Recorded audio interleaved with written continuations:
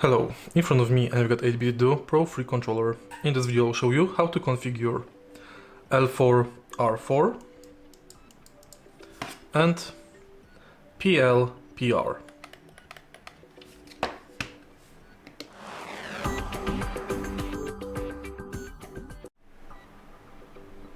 For starters, single or multiple buttons on the gamepad can be mapped to those buttons.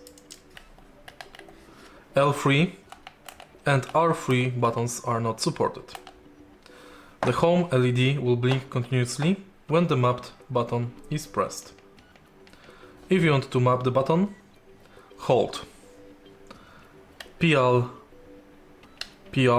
or L4 R4 with the button you want to remap, for example B and A. After that, press star button. Now, if you press L4, the L4 will work as if you pressed B and A.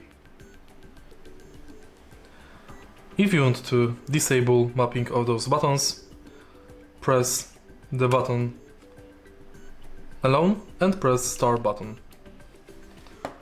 If you find this video helpful, please leave like, comment and subscribe.